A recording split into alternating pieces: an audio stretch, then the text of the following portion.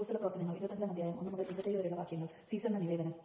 ഫെസ്തൂസ് പ്രവിശ്യയിലെത്തി 3-ാം ദിവസം കഴിഞ്ഞ് കെസാരിയയിൽ നിന്ന് ജെറുസലേമിലേക്ക് പോയി. പുരോഹിത പ്രഭുക്കന്മാരും യഹൂദ പ്രമാണികളും പൗലോസിനെതിരായുള്ള ആരോപണങ്ങൾ അവനെ ധരിപ്പിച്ചു. തങ്ങൾക്ക് ഒരു ആനുകൂല്യമെന്ന നിലയിൽ അവനെ ജെറുസലേമിലേക്ക് അയക്കാൻ അവർ അവനോട് അപേക്ഷിച്ചു. മാർഗ്ഗമധ്യേ ഒളിഞ്ഞിരുന്ന് അവനെ കൊല്ലണമെന്നാണ് അവർ ഗൂഢാലോചന നടത്തിയത്. പൗലോസിനെ കെസാരിയയിൽ സൂക്ഷിച്ചിട്ടുണ്ടെന്നും താൻ ഉടൻ തന്നെ അവിടെ പോകാൻ ഉദ്ദേശിക്കുന്നുണ്ടെന്നും ഫെസ്തൂസ് മറുപടി നൽകി. അവൻ പറഞ്ഞു, അതുകൊണ്ട് നിങ്ങളിൽ പ്രമാണികളായവർ എന്റെ കൂടെ വന്ന് അവന്റെ പേരിൽ എന്തെങ്കിലും കുറ്റമുണ്ടെങ്കിൽ പരാതി സമർപ്പിക്കട്ടെ. 8-10 ദിവസത്തോളം അവരുടെ ഇടയിൽ താമസിച്ചതിനു ശേഷം അവൻ കെസാരിയയിലേക്ക് മടങ്ങിപ്പോയി. അടുത്ത ദിവസം അവൻ ന്യായാസനത്തിൽ ഇരുന്ന് പൗലോസിനെ കൊണ്ടുവരാൻ കൽപ്പിച്ചു. അവൻ വന്നപ്പോൾ ജെറുസലേമിൽ നിന്ന് എത്തിയിരുന്ന യഹൂദന്മാർ അവന്റെ ചുറ്റും നിന്ന് ഗുരുതരമായ പല കുറ്റങ്ങളും ആരോപിച്ചു. എന്നാൽ തെളിയിക്കാൻ അവർക്ക് കഴിഞ്ഞില്ല. പൗലോസ് തന്റെ പ്രതിവാദത്തിൽ ഇപ്രകാരം പ്രസ്താവിച്ചു: യഹൂദരുടെ നിയമങ്ങൾക്കോ ദേവാലയത്തിനോ സീസറിനോ വിരുദ്ധമായി ഞാൻ തെറ്റും ചെയ്തിട്ടില്ല. എന്നാൽ യഹൂദരോട് ഒരു ആനുകൂല്യം കാണിക്കാൻ ആഗ്രഹിച്ചുകൊണ്ട് ഫെസ്തോസ് പൗലോസിനോട് ചോദിച്ചു, ജെറുസലേമിലേക്ക് പോകാനും അവിടെ എന്നെ മുൻപിൽ വെച്ച് ഇതേപ്പറ്റി വിസ്തരിക്കപ്പെടാനും നിനക്ക് സമ്മതമാണ്? പൗലോസ് പറഞ്ഞു, ഞാൻ സീസറിന്റെ ന്യായാസനത്തിങ്കലാണ് നിൽക്കുന്നത്. അവിടെ തന്നെയാണ് ഞാൻ വിചാരണ ചെയ്യപ്പെടേണ്ടത്. നിനക്ക് നന്നായി അറിയാവുന്നതുപോലെ യഹൂദരോട് ഞാൻ ഒരു തെറ്റും ചെയ്തിട്ടില്ല. ഞാൻ തെറ്റുകാരനും വധശിക്ഷ അർഹിക്കുന്ന എന്തെങ്കിലും ചെയ്തവനുമാണെങ്കിൽ മരിക്കാൻ ഒരുക്കമാണ്. എന്നാൽ അവർ എന്റെ മേൽ ചുമത്തുന്ന കുറ്റങ്ങൾ കഴിയുന്നല്ലെങ്കിൽ എന്നെ അവർക്ക് വിട്ടുകൊടുക്കാൻ ആർക്കും കഴിയുകയില്ല. ഞാൻ സീസറിന്റെ അടുത്ത് ഉപവിചാരണ ആവശ്യപ്പെടുന്നു. ഫെസ്തൂസ് തന്റെ സമിതിയോട് ആലോചിച്ചിട്ട് മറുപടി പറഞ്ഞു, നീ സീസറിന്റെ അടുത്ത് ഉപരി വിചാരണ ആവശ്യപ്പെട്ടിരിക്കുന്നതിനാൽ അവന്റെ അടുത്തേക്ക് തന്നെ നീ പോകണം.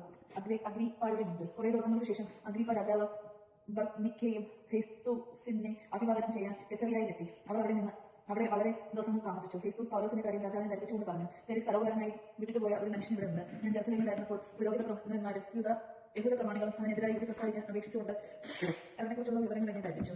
വാദിയെ മുഖാമുഖം കണ്ട് തന്റെ മേൽ ആരോപിതമായ കുറ്റങ്ങളെക്കുറിച്ച് സമാധാനം ബോധിപ്പിക്കാൻ പ്രതിക്ക് അവസരം നൽകാതെ അവനെ ഏൽപ്പിച്ചു കൊടുക്കുക റോമാക്കാരുടെ പതിവല്ല എന്ന് ഞാൻ മറുപടി പറഞ്ഞു. അവർ ഇവിടെ ഒരുമിച്ച് കൂടിയപ്പോൾ ഒട്ടും താമസം വരുത്താതെ അടുത്ത ദിവസം തന്നെ ഞാൻ ന്യായാസനത്തിൽ ഇരുന്ന് ആ മനുഷ്യനെ കൊണ്ടുവരാൻ കൽപ്പിച്ചു. വാദികൾ കുറ്റാരോപണം ആരംഭിച്ചപ്പോൾ സങ്കല്പിച്ച തരത്തിലുള്ള ഒരു നിയമവും അവന്റെ മേൽ ചുമത്തി കണ്ടില്ല. എന്നാൽ തങ്ങളുടെ തന്നെ ചില അന്ധവിശ്വാസങ്ങളെക്കുറിച്ചും മരിച്ചുപോയെങ്കിലും ജീവിച്ചിരിക്കുന്നു എന്ന് പൗലോസ് സമർത്ഥിക്കുന്ന ഒരു യേശുവിനെ കുറിച്ച് മാത്രമേ അവർക്ക് അവനുമായി അഭിപ്രായ ഭിന്നത ഉണ്ടായിരുന്നുള്ളൂ. എന്ത് തീരുമാനമെടുക്കണമെന്ന് നിശ്ചയമില്ലാതെ വന്നപ്പോൾ ജെറുസലേമിലേക്ക് പോകാനും അവിടെ വെച്ച് ഇവയെപ്പറ്റി വിചാരണ ചെയ്യപ്പെടാനും സമ്മതമാണോ എന്ന് ഞാൻ അവനോട് ചോദിച്ചു. എന്നാൽ ചക്രവർത്തിയുടെ തീരുമാനം ഉണ്ടാകുന്നതുവരെ തനിക്ക് സംരക്ഷണം നൽകണമെന്ന് പൗലോസ് അപേക്ഷിച്ചതിനാൽ സീസറിന്റെ അടുത്തേക്ക് അയക്കുന്നതുവരെ അവനെ തടവിൽ വയ്ക്കാൻ ഞാൻ ആജ്ഞാപിച്ചു.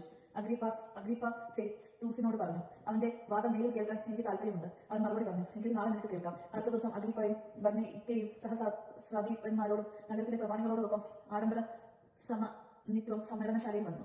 ഫെസ്തൂസിന്റെ കൽപ്പന അനുസരിച്ച് പൗലോസിനെ കൊണ്ടുവന്നു. ഫെസ്തൂസ് പറഞ്ഞു, അഗ്രിപ്പ രാജാവെ, ഞങ്ങളോടൊപ്പം ഇവിടെ സന്നിഹിതരായിരിക്കുന്നവരെ ഈ മനുഷ്യനെ നിങ്ങൾ കാണുന്നുവല്ലോ. ഇവനെതിരായിട്ടാണ് യഹൂദ ജനം മുഴുവൻ ജെറുസലേമിൽ വെച്ചും ഇവിടെ വെച്ചും അവന് ഇനി ജീവിക്കാൻ അർഹതയില്ലെന്ന് പറഞ്ഞ് വള്ളം കൂട്ടി എന്നോട് പരാതിപ്പെട്ടത്. എങ്കിലും വധശിക്ഷയ്ക്ക് അർഹമായ കുറ്റമൊന്നും ഇവൻ ചെയ്തിട്ടുള്ളതായി ഞാൻ കണ്ടില്ല. എന്നാൽ അവൻ തന്നെ ചക്രവർത്തിയുടെ മുൻപാകെ മേൽവിചാരണയ്ക്ക് അപേക്ഷിച്ചിരുന്നതിനാൽ അവനെ അങ്ങോട്ട് അയക്കാൻ ഞാൻ തീരുമാനിച്ചിരിക്കുകയാണ്. ഇതിനെക്കുറിച്ച് സീസറിനെ എന്താണ് എഴുതേണ്ടതെന്ന് എനിക്ക് നിശ്ചയമില്ല. അതുകൊണ്ട് തന്നെയാണ് ഞാൻ ഇവനെ നിങ്ങളുടെ മുമ്പിൽ വിശിഷ്യ അഗ്രിപ്പ രാജാവെ നിന്റെ മുമ്പിൽ കൊണ്ടുവന്നിരിക്കുന്നത്. വിചാരണ കഴിയുമ്പോൾ അവനെപ്പറ്റി എന്തെങ്കിലും എഴുതാൻ എനിക്ക് കഴിയുമല്ലോ. തടവുകാരനെ അയക്കുമ്പോൾ അവനെതിരായുള്ള ആരോപണങ്ങൾ വ്യക്തമാക്കാതിരിക്കുന്നതിന് ശരിയല്ലെന്ന് എനിക്ക് തോന്നുന്നു. ദേശമാണ് നാം കേട്ടത്. നമുക്ക് ദൈവത്തെ സ്തുതിക്കാം.